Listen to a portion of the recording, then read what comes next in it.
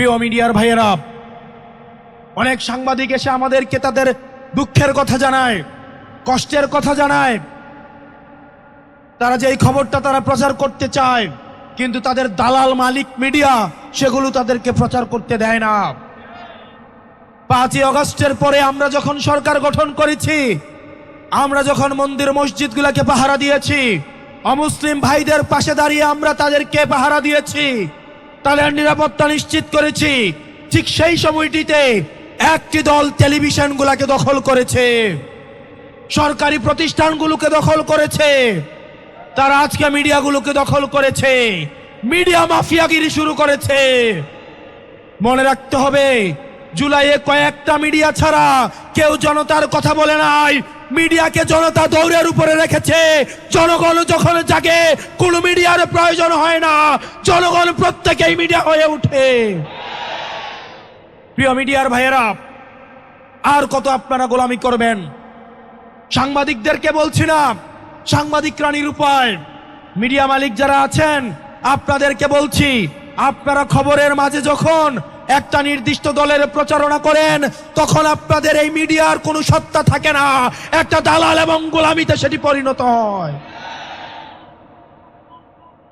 মিডিয়াকে বলবো, আপনারা বস্তুনিষ্ঠ সংবাদ পালন করুন, সংবাদ প্রচার করুন। বিএনপির মিডিয়া হওয়া লাগবে না, জামাতের মিডিয়া হওয়া লাগবে না, এনসিপির মিডিয়া হওয়া লাগবে না। তাহলে যদি আপনারা কোনো রাজনৈতিক দলের মিডিয়া হন, তাহলে জুলাইয়ের সময় টেলিভিশনের কথা মনে রাখুন।